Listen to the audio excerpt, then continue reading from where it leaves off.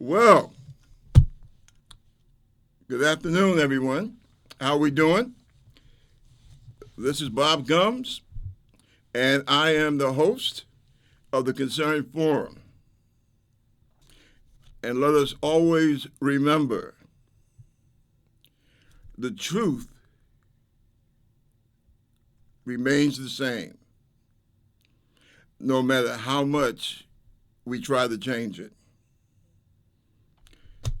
So I hope everyone's doing well today. I hope everyone's getting ready for their big Thanksgiving meal. Um, I hope that, and those of us out there, we know who we are trying to prepare ourselves to use a little willpower when it comes to sitting at the table. And I raise my hand because God knows I need to definitely watch my weight. It's a funny thing about watching the weight because, believe me, everybody else is watching your weight, so you might as well watch it also. So, where are we? Where are we at this time and this place in this land called America? And what are we going to do about it? Well, unfortunately, Donald Trump is still a topic of conversation. And I suppose that's the way it should be, because we're talking about our country. And our country has had some bad things happen to it. And it's not enough that we walk around pointing our fingers at the people that have caused us so much grief. The question is, what are we going to do about it? What are our options? What should we do? And quite frankly, I think that it's high time that we start coming up with some good, progressive solutions. One of the things, and I think that this is a good way to start this inning, is language. We have a problem now because people are actually attacking other people about the words that they use. And there is room for that, as long as we know what the hell we're talking about. Prime example, with all that we have had going on the last 12 months, you would be surprised to know that people have found the time to attack each other. I know I've been attacked over it. The use of words. Tell you what I mean. Woke. And see, this is one of the things that, it should tick off any decent human being. With all the things that have happened to this country, we're worried about the word woke. Look, let's get it straight, okay? Woke is a Southern term originally. It's used primarily in the South, and it's used in the so-called hood, all right? That's because, like so many words in the American vocabulary, it comes from down the way. It comes from, down south. Just as if I say what's cool, what's hip, words of that genre. And it's just basically saying get up off your butt and do something. You want to awaken people. You want them to wake up. There's issues that we need to deal with. There are things that we have to put our constructive energy towards. It's just like in the late 30s, early 40s, World War II. Big hit song. As a matter of fact, it was the theme song for the Tuskegee Airmen, that famous black combat flyers, who really gained fame when they went from flying P-38s to the Mustang, was it P-51s? Um,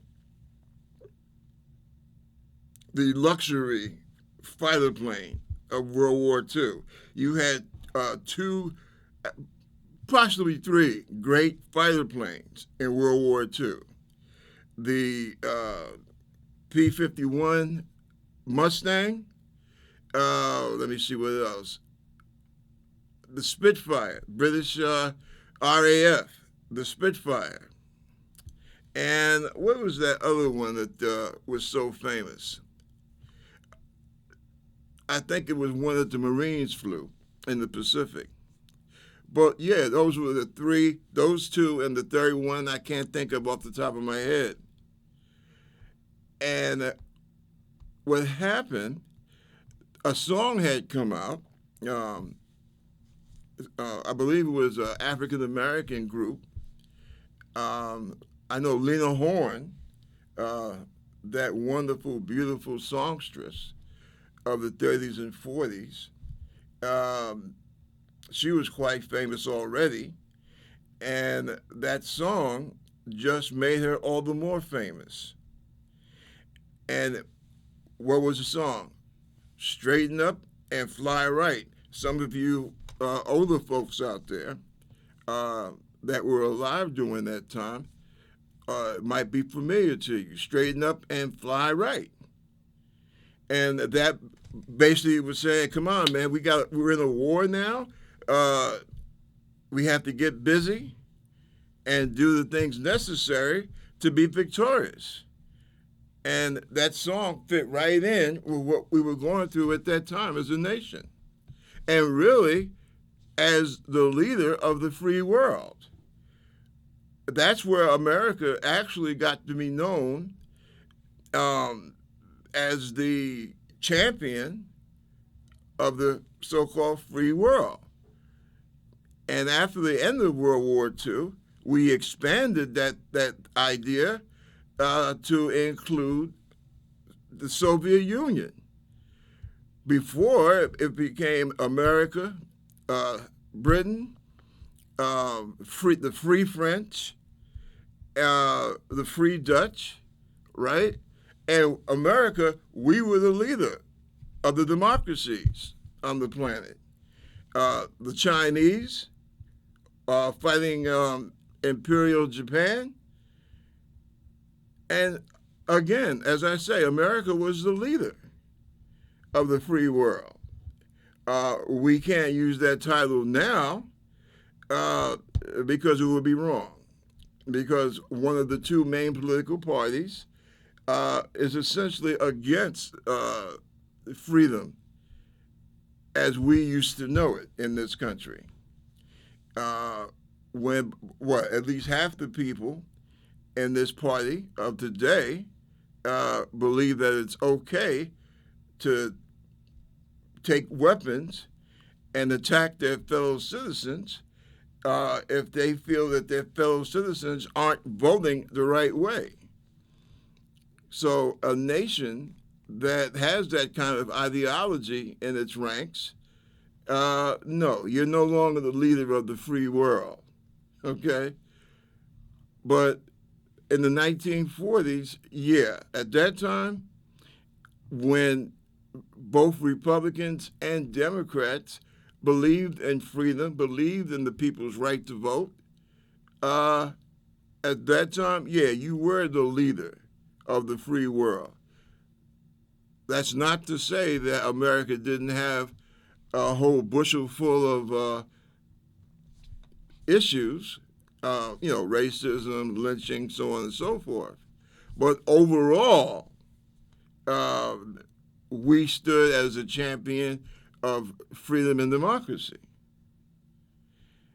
And that was a good thing at that time. It was a very good thing.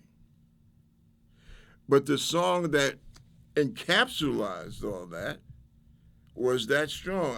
Who was it who made it popular? Was it Benny Goodman or Count Basie? I think it might have been Count Basie. I'm not sure, though. But it came out of black jazz in the early 40s, and it just carried on from there. Well, nowadays, when you say woke, that is supposed to basically have the same connotation. Woke. I mean, really, what other connotation could it possibly have? Woke. In other words, wake up. We have issues that need to be dealt with. So, yeah, get woke. Come on, you can't sleep the morning away. You have things that need to be done. So get woke.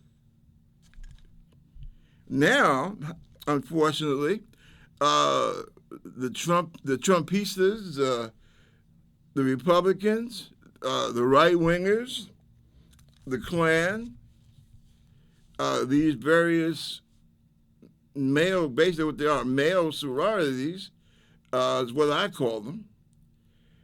That term, woke, is so offensive to them,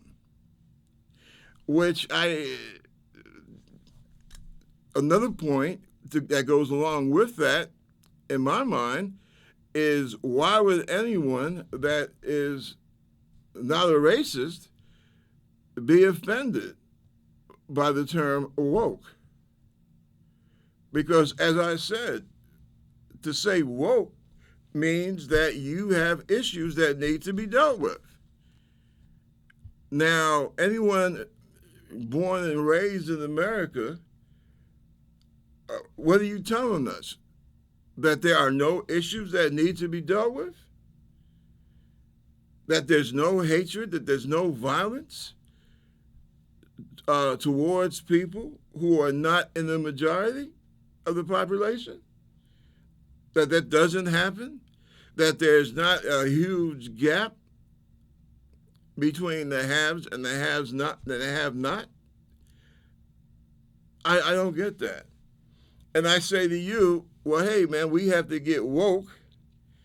In other words, we have to recognize that we have some big problems and we need to tackle them. Now, if you don't, so see, if you're saying that the term woke offends you, then you're telling us that there's nothing wrong, that everything is fine, that there's nothing in American society that people don't need to get, don't need to be aware of. Now, come on, you intelligent folks out there, you know that that's not true. You know, we have some mammoth, big issues out there that have to be tackled. So why should the term woke offend you so much? You got this guy from Texas, what's his name? Cancun Cruz. And what's his name? Moscow Mitch, right? They don't think that we have any problems. And so he goes on the Senate floor chastising American corporations because they use the theory of wokeness. Well, Mitch, what's wrong with that? I don't understand. Why are you mad at corporations for being woke? My God, as a working stiff, why should I be angry at corporations for finally starting to come around and realize, hey, we got some issues here that need to be dealt with. What is the problem with that? Why does that upset you? And see, this is the thing that we should all be upset about. The way that the right wing over the last 20, 25 years have played with the American English language. You're trying to say that people who recognize that we have some big, serious issues that need to be dealt with, that somehow these people are like some kind of weird aliens from outer space. I say we have problems. I say this is a problem. This is a problem. We should try and use this solution to fix this, this particular problem. Why is that wrong? Why is it wrong to want to, fix things that hurt people? Why is that a bad thing? See, to dovetail into this,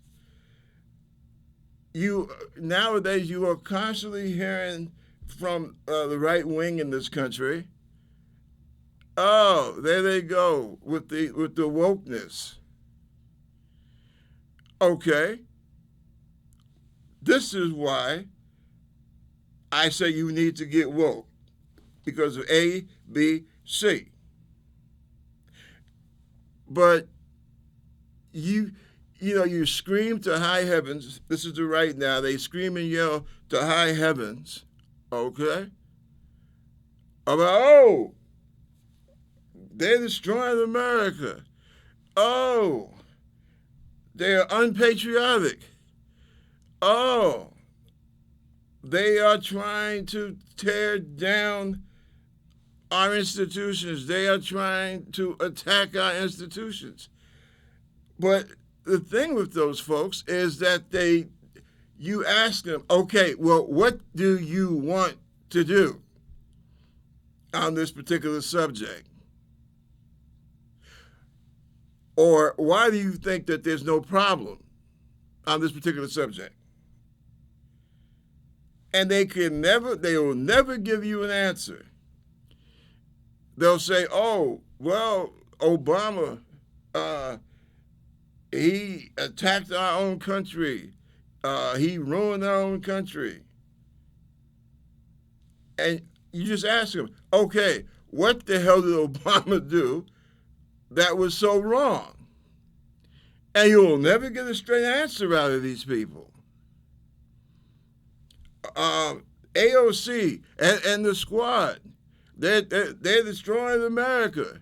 They want to turn us into communists. Well, wait a minute, man. Whoa. How are they trying to do that? And you will never get a straight answer out of these people. And see, that's when you know that you are dealing with a clown. That is when you know you are dealing with a freaking phony. And that's when you know that you are dealing with someone or a group of people who basically what they want to do, they want to just throw names at things, but they never back it up with any type of proof. That is what upsets me when I see people using this term woke, because all they're saying is, I am not comfortable. See, this is what they really mean when they use the term woke, and they attack the term woke. What they're really saying is this: I value the position that I have in this society. I know that a lot of things have happened in this country which have been grossly unfair, which are basically designed to hurt people who don't think the way I think or who don't look the way I look. But I don't want to come right out and say that. So I will try and devise ways so that I can attack this, and I can attack it in such a way so that I cannot be attacked for being patriotic, but I can do it in this way, in this manner, so that I will be able to get over and fight for my right to be unfair, to be biased, without having to label myself as a bigot or as a reactionary or as a greedy slob, right? For example, when they talk about, oh, well, all the liberals and the Democrats, all they want to do, and the socialists, all they want to do, they want to attack people who are in favor of fair taxation. Okay. Explain to me why. Explain to me why a corporation should not have to pay taxes, but a small business guy has to pay taxes. You see where I'm taking this? People who attack wokeness or the term woke, that's what it's all about. But they don't want to come out and say that. See? They don't wish to come out and say that because they would be, excuse me a second. I'm sorry, I'm doing the show right now. You have to call back. Thank you. But see, that's the game that they're playing, okay? I don't have to admit that I'm fully in favor of the wealthy people not having to pay a fair tax. But I don't want to come out and say it like that. So I will cover it by making you believe that it's about something else. Oh, well, wokeness, right? Okay, we will take wokeness, right? Which is a good term because nobody should go through life being asleep.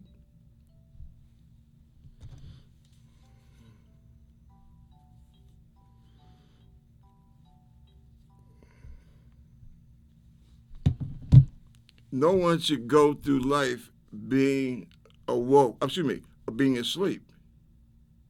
But by the same token, we don't want to be labeled as being a greedy bastard, right? So we will attack the term. We will attack the term wokeness. Excuse me a second. Hello? Hey, I'm looking for Mr. Gums, please. I'm sorry. He's doing a television show right now. He can call back in about 45 minutes. Thank you.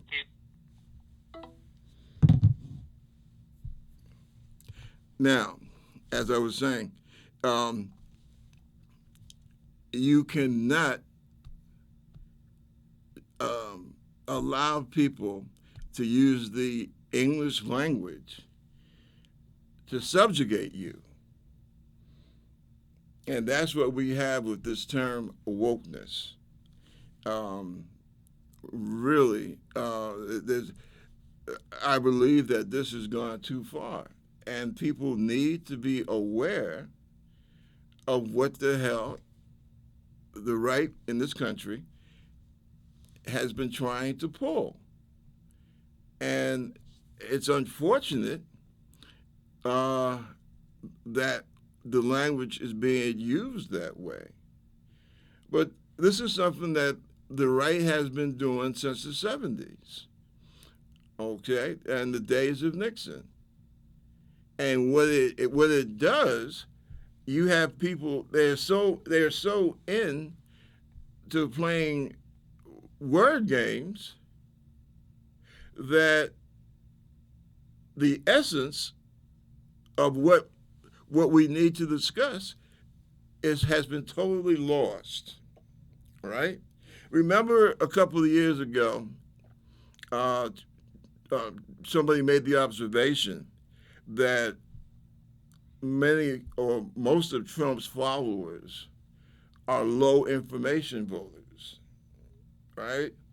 And people began to use the term. Some people in the media started to basically come out and say, oh, well, you'll notice most people who follow Trump for no reason where these people are getting, in other words, voting against their own interest. Because somebody had, people had started to raise the question, why would you follow behind a guy like Trump that is total anathema to the way that you live? Why would you follow a guy like this? Why would you follow a guy that he doesn't think you're good enough to come in the front door of his house? And Trump comes up and says, oh, well, God bless the low information voter. I love my non-college voters. See? And that's what that's all about. You come up with ways to show working class voters why they should vote for a person or for a group of people who basically have no use for you. And see, Republicans nowadays, right? This is not your dad's Republican Party anymore. This is not the party of my working class parents.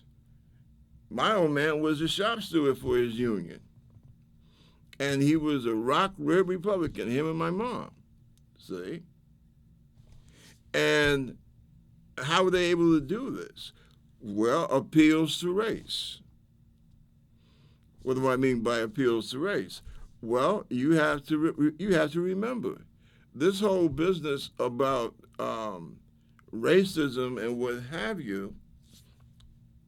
It's a relatively new phenomenon here in America. If you're familiar with an incident called Bacon's Rebellion that took place in Virginia in the 1670s, and essentially what that was a situation where people who came over here, and you have to bear in mind that the overwhelming majority of people who came to America, and see, this is another thing when you're talking about the history of this country. The majority of folks that came over here originally, and I am talking about white people, okay, on the Eastern Seaboard, they came over here because they wanted something, anything. because the class stratification in the colonies in the quote new world, it was so stratified. I mean, if you can imagine being a poor working class person in England, say it's like 1640, for example, anything would be better than remaining in 1640s London, okay? And then they come here, most of them were like bond servants, basically. They were at the lower end of the totem pole. And what happens? The further out, the further away from the seacoast,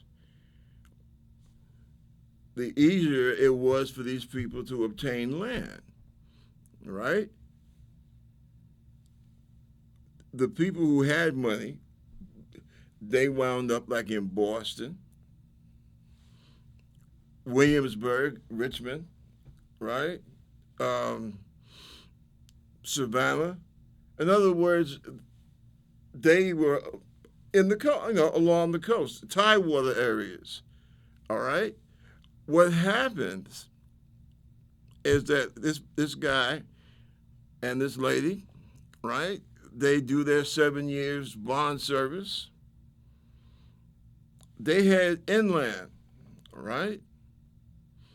Why? Because it's cheaper. But then what happens, in many respects, is just like it is now. Goods and services.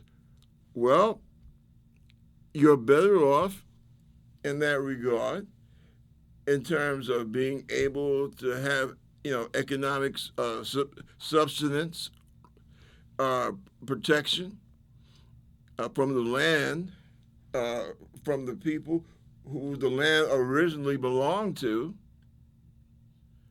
in terms of protection.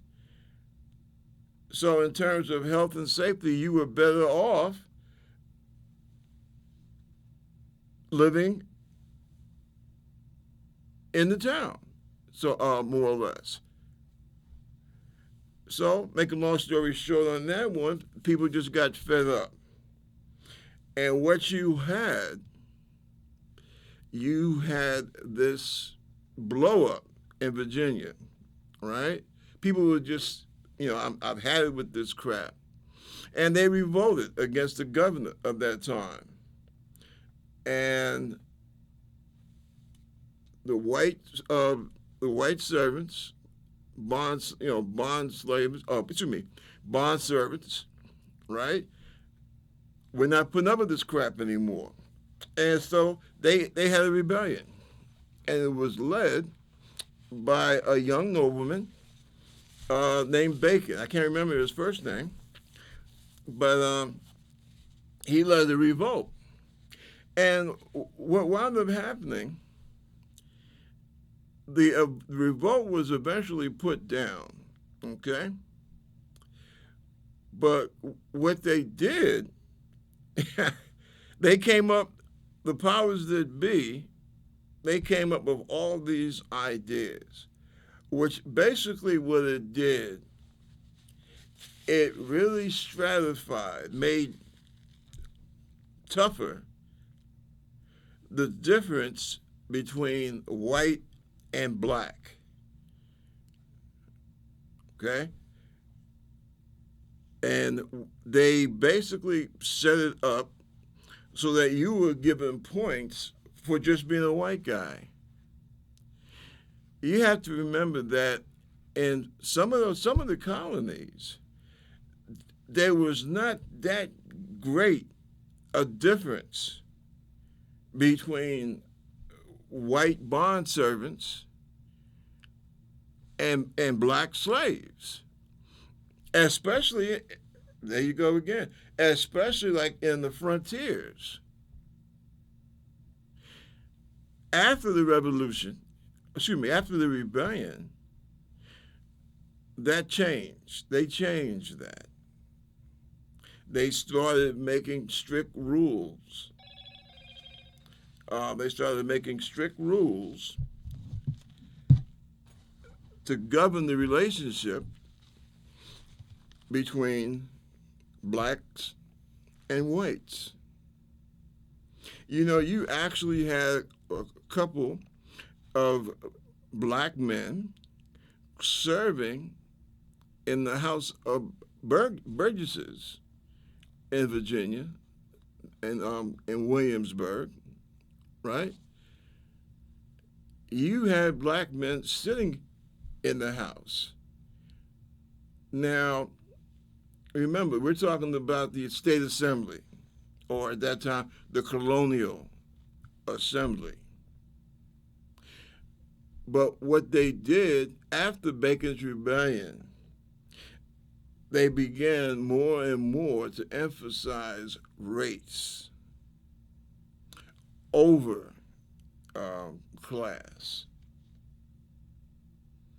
And that's where you start to see mammoth, huge changes in the relationships between black and white. And these changes were so huge so that by the time you get around to, say, 1680, 85, they had come up with all kinds of new laws, right? The idea that if you had a black man and a white woman and they, wanted to officially get married, the children out from that relationship, well, it became a toss-up as to whether the status of that baby would be slave or free, depending upon which colony you lived in. And see, instruments like that went a long way in terms of basically saying, okay, well, this child will be, a free, or no, this child will be slave. And because I don't want to get too tangled up in the various legal niceties, but just basically put it in a comprehensive form, the freedom of that child was no longer guaranteed as it had been previous.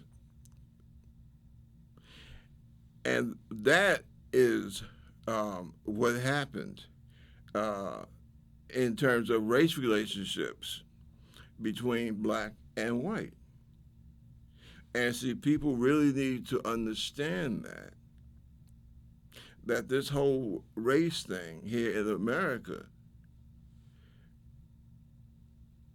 it wasn't a thing where it had, it's always been like that. We've always had a race problem, and no, that's not true.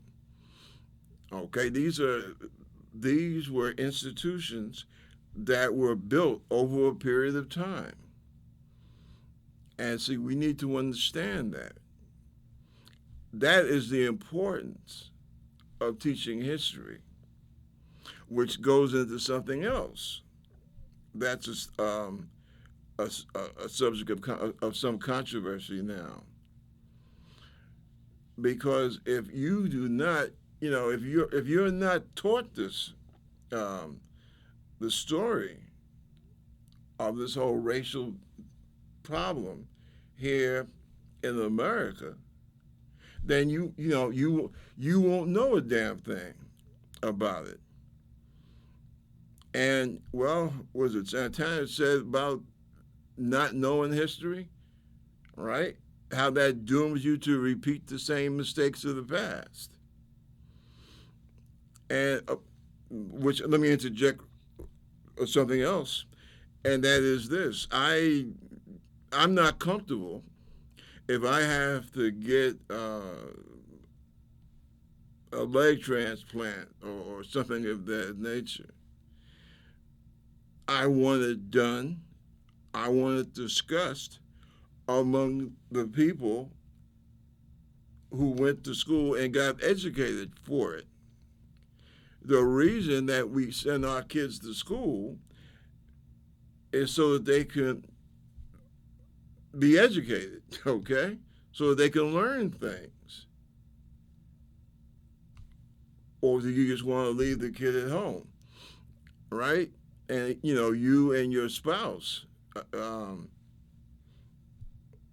take on the job or the burden of education in this 21st century high-tech society that we now live in. I think that that's dangerous. And I'm referring, of course, to this whole thing about school boards. That should be something at most. It should be an advisory thing at most, right? The teachers, it's the parents need to make sure that their kids are following up with their assignments. Okay? People need to understand that. It's not your job to replace the teacher. Now, I know that, of course, you have some parents, right, who may just as well be just as qualified as a teacher, especially in places like Northern Virginia, where you have a lot of well-educated people running around. But that's not the point. The job of the educator is to educate. And those people should be allowed to do their job, number one. And we all, the whole school system should not fall to pieces because you have a couple of parents who have problems with something that they find that their kid is learning in school. That's not right. Because something might, your kid might learn something that upsets you. That is not a good reason to change the curriculum of a particular, was it ninth grade or I don't know, 10th grade or whatever? No, that's ridiculous. And as we march into this 21st century, that's something that really needs to be looked at. Because if we don't, we are, as we are now, going to wind up being one of the most backwards places in the Western world. Because people are not being taught a damn thing. What is it? You don't... See, I'm still trying to figure out what the hell these people are complaining about. What is it that you don't like? Now, my question is, did slavery happen? Yes or no? Yes, it did happen. So what's the problem? The problem that you don't want that taught? I don't get that. There are a lot of things in life that might embarrass us. Is education supposed to stop because you don't like being embarrassed? Because it's something that you would rather, just cover your eyes and ears and you don't want people to talk about. Well, that's silly as hell. I mean, come on. What are we saying here? That American democracy is so fragile that the truth of any particular subject is too deep or too heavy for Americans to be able to stand up to and to learn from. Is that the nation that the kind of country that I fought for? I don't get it. I thought that the only thing that America should ever be afraid of is the Lord. See, this is what I mean when I say the problem with right-wing people in this country. Now, are you saying, oh, well, my little 5-year-old comes home and it made me cry because I'm a racist and I'll always be a racist? No, no, no, that's not true. That is not true. Number one, no one has a right to own anyone. That's the first thing. Second thing, the way that we make sure that we never have that type of situation that you had here in the 1850s and 1840s, the way that we don't have that type of thing happen again is because you educate people as to what happened, because that will go a very long way into making sure that that type of thing doesn't happen again.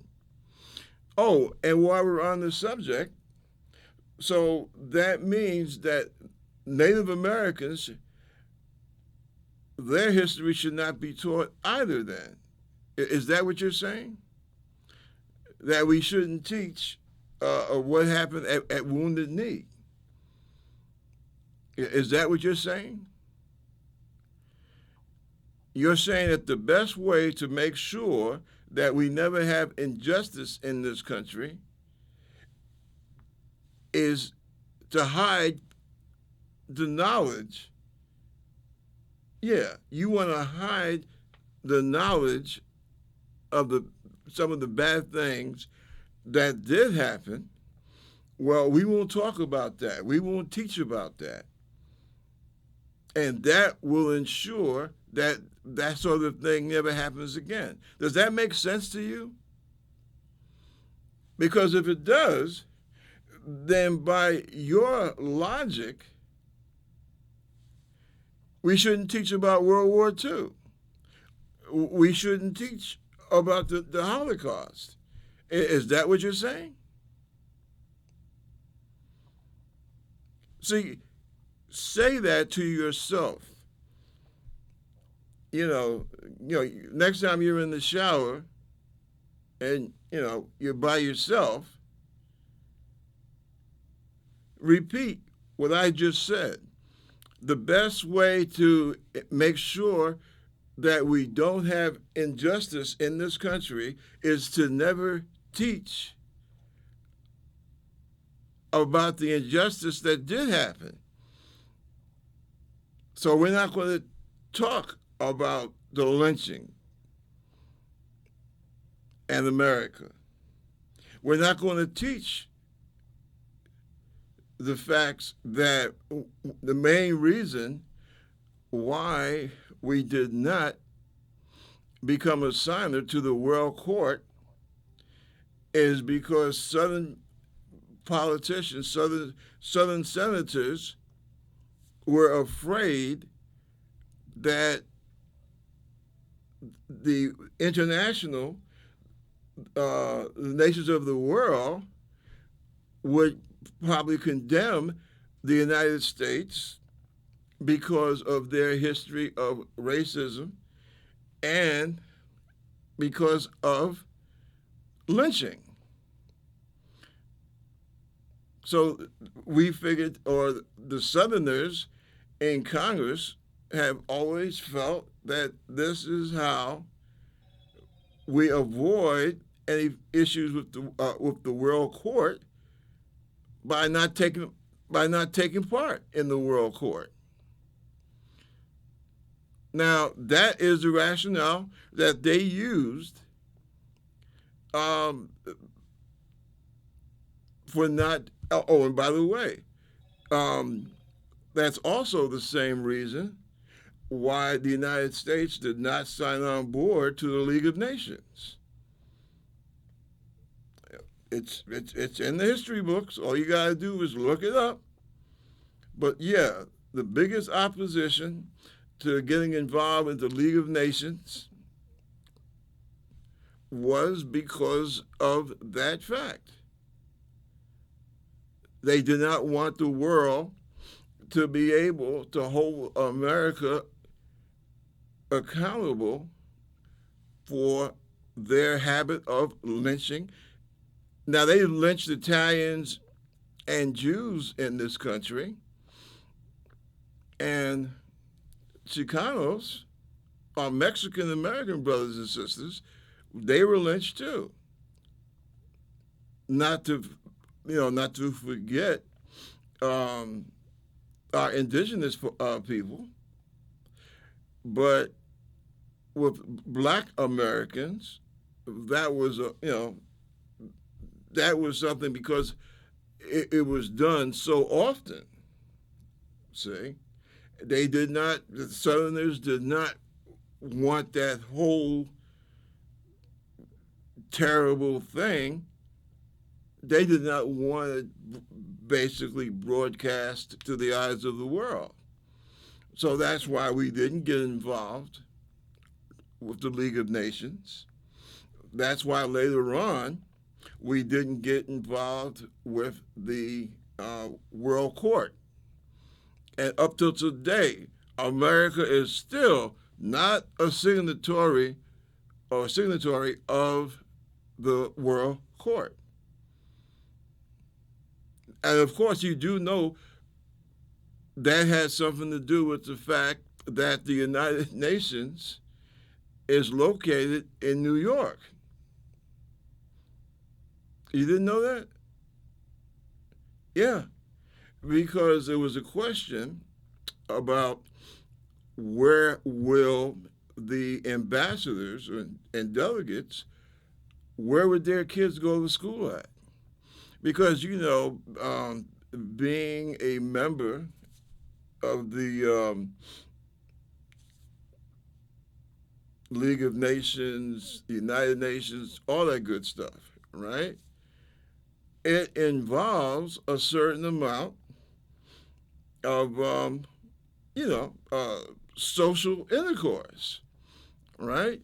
The wives go to these various social meetings and what have you. And that is why, as I said previously, that's why there was only two places, San Francisco and New York. Because you're talking about, diplomatic soirees and wine and cheesers and having to meet in all different places and what have you. And remember, at the time, we're talking about from the 1920s all the way into the 1950s. Now, of course, after World War II, folks just said, "Oh well, for this matter, to hell with the South. We cannot let the opportunity to be one of the leading three voices. We can't let that slip through our fingers." So finally, what happened? They made the choice and said, "Yeah, we're not going to let this go. So you're just going to have to choose between Frisco and New York." Because, see, there again, where would the kids of these various delegates, right? Where would their kids go to school at? Remember, they just ended the whole, was it Plessy versus Ferguson thing, right? Going to school where you want and do it on a basis that has nothing to do with your skin color. That we didn't come to an end of that until the Supreme Court case in '54. And many people will tell you now, hey, listen, we still haven't gotten into integrated schools yet here in the United States of America. So you could well imagine if you're talking about, well, League of Nations, so we're talking 1919, 1920, all right? And we still haven't gotten there yet, but we're a lot better now than we were back then. Now, Bill Maher is right about that. It is better. But are we still having big problems? Yes, we are. So if I say, well, yeah, we're getting much better than we used to be, and this is what, 2001, okay. So you can imagine what it was like in the 50s.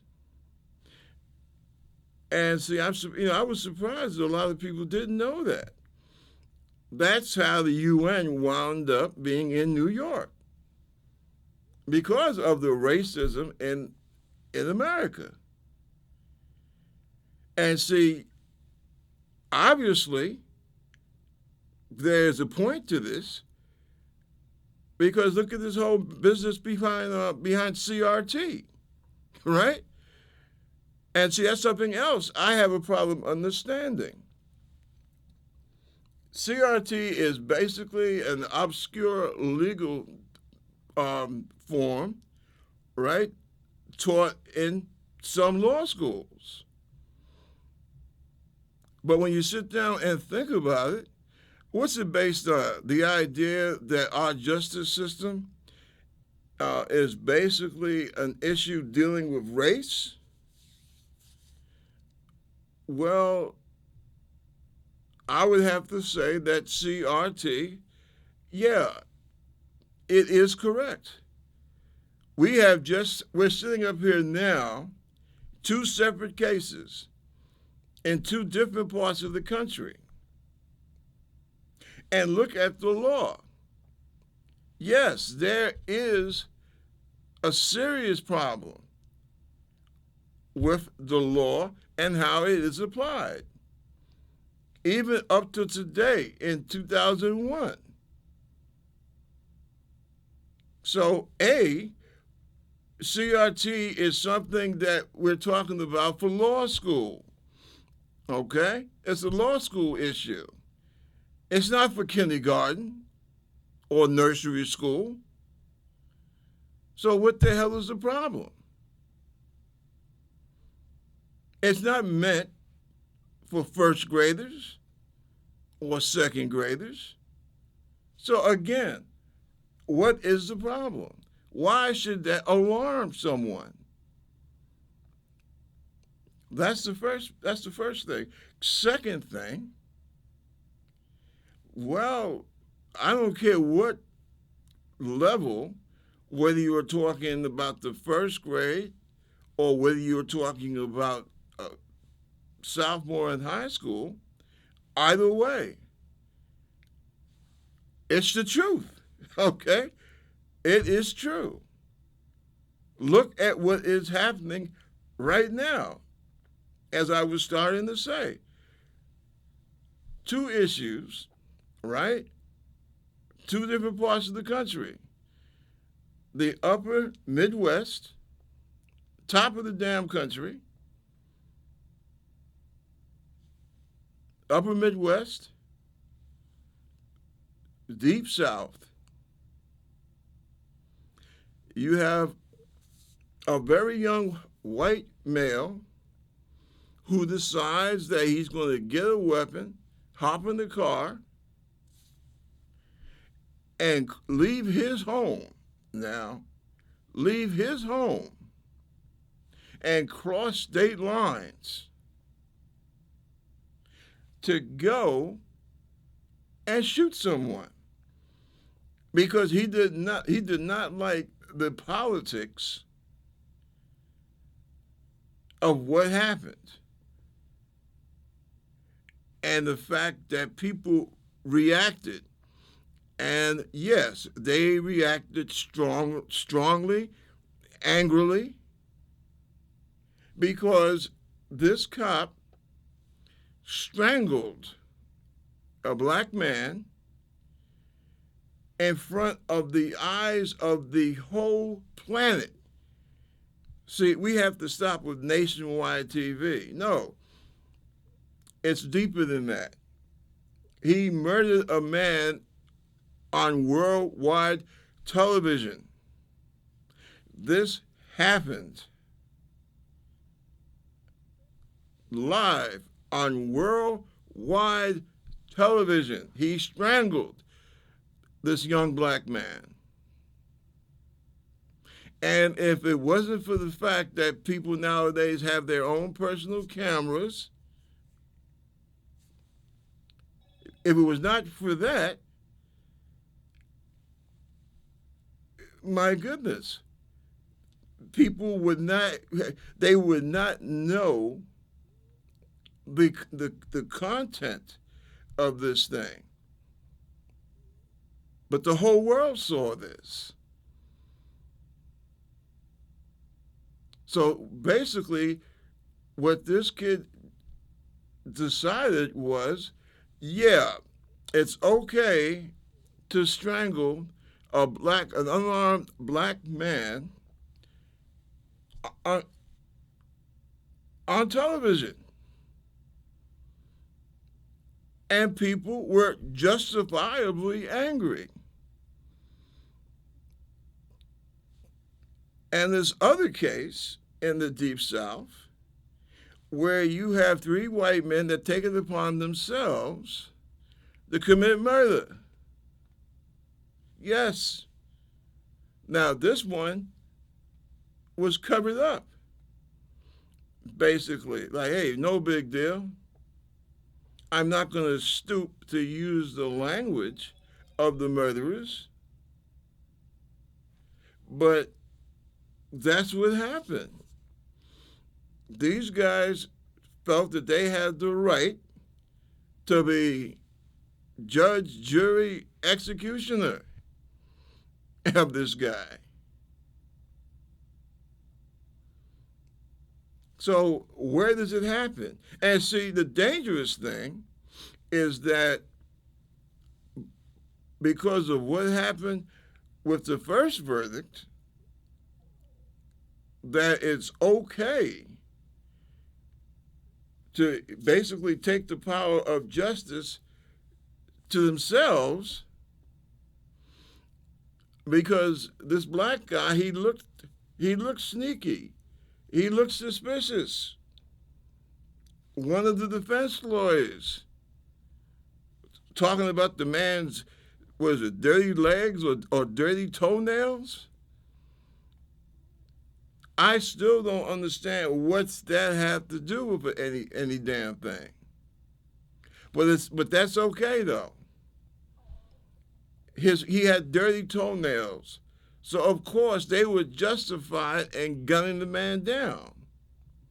I mean, come on, people. Is this the kind of society that we want for our children, for ourselves? Well, he didn't look right, so I killed him. So anytime you come across a black guy,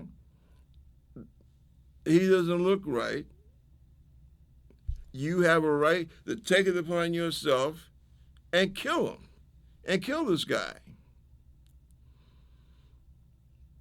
Now, these people, these parents, and where was it, Loudon, Virginia? And I know Virginia inside out. My mother, my late wife, or rather Virginia, okay? I was stationed in Virginia. I lived in Virginia.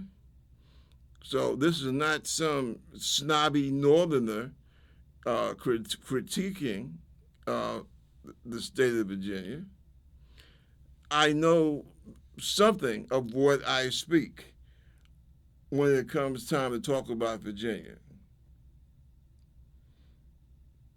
but I do believe I know what the hell I'm talking about. And the mindset of some of the folks that live in the state of Virginia. And I do believe that you have many decent, good people in Virginia, in the state of Virginia, that were horrified, truly horrified. And they were truly horrified um, at this business about CRT. The question has to be asked, where do we go from here? What kind of people are we?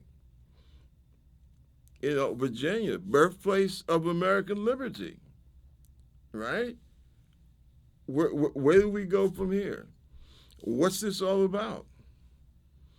Because now, anytime there's a demonstration or a protest movement or what have you, any white gentleman that's sitting at home with doing an Archie Bunker, you know, hitting a can of beer, you have empowered this guy to go out or go to that protest and kill people.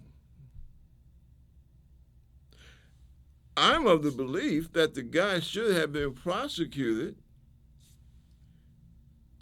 based on the simple fact, hey man, you took it upon yourself to go to this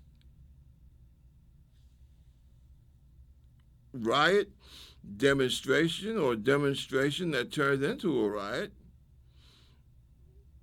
That is something that he should have been prosecuted for. He had no right to be there at that place. That was not his home, right? That was not his crib, as they say in the hood. It was not his crib. He had neither kith nor kin involved at that demonstration. Why was he there? He needs to answer that question. Why were you there, sir? Why were you there?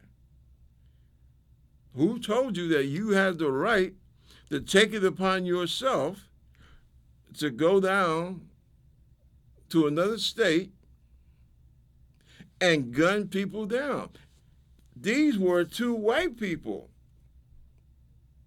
that were killed.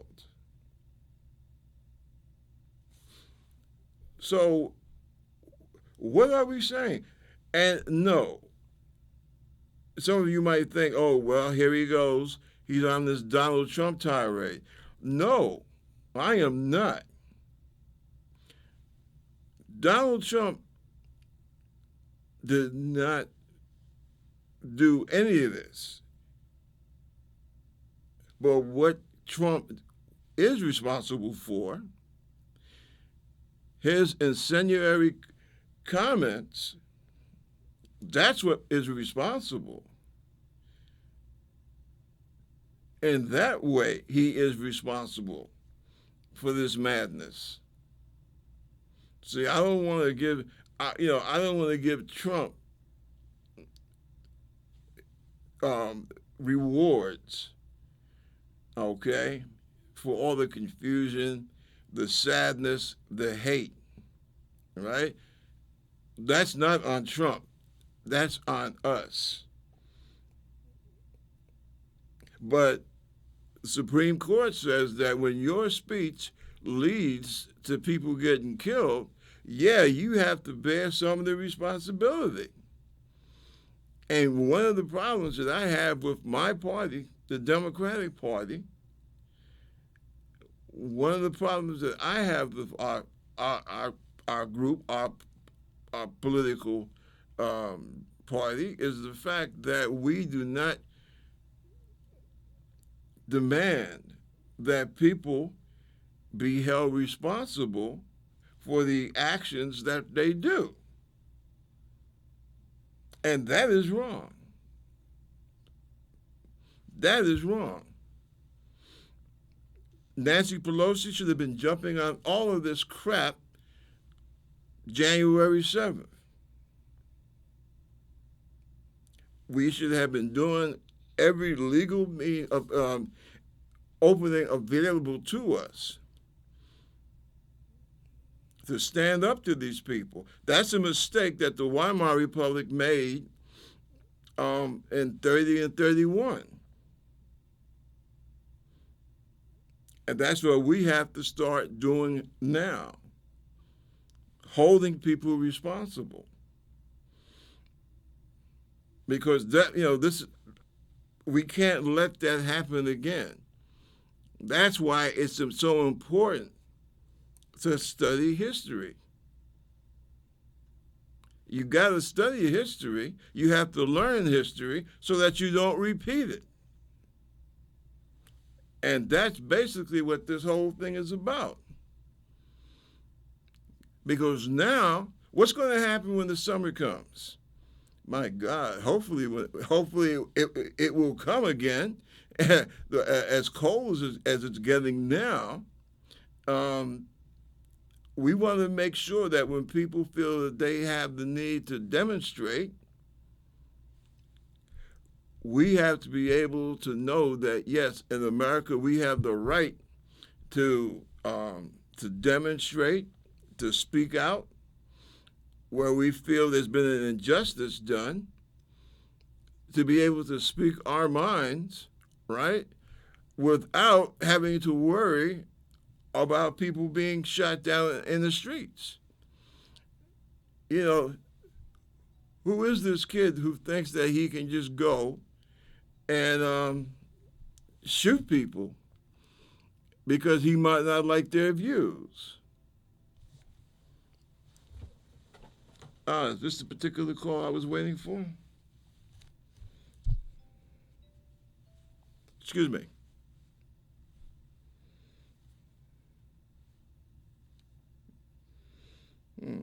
Apparently not.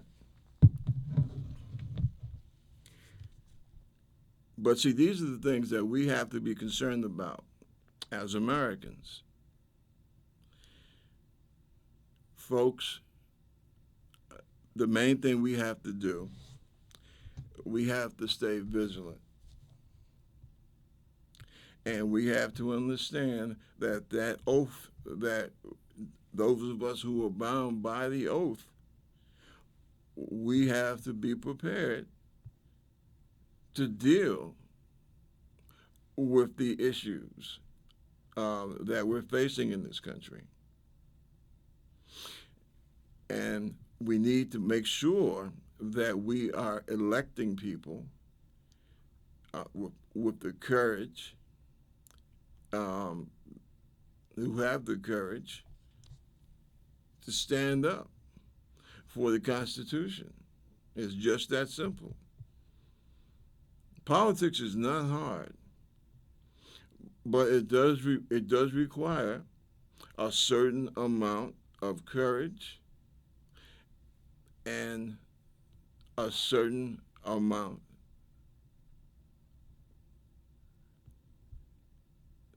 as I said, the courage, right? And the belief that we are all children of the same Creator and that we are entitled to certain basics. And that's what it's about. That's what it takes. And if you are not willing to face those facts that I just mentioned, then you really should not be involved in American politics. It's just that simple.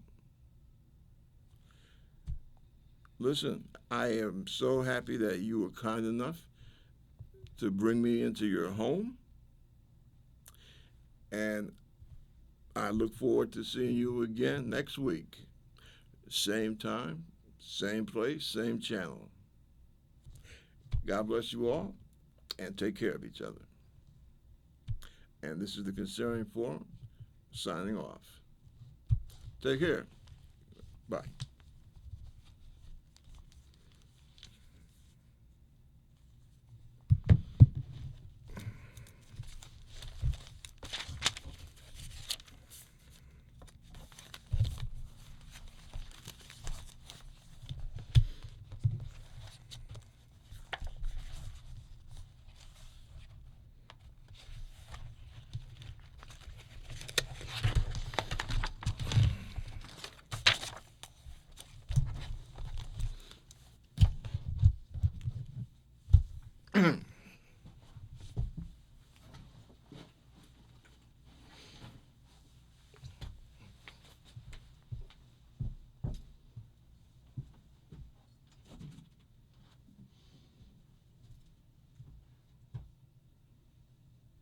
done.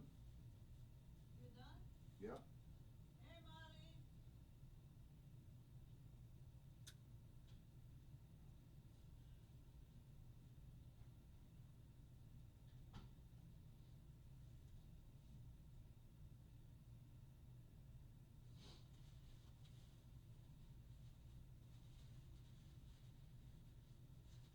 This one is kind of, because when I'm in there by myself, it's kind of hard for me to keep up with the time.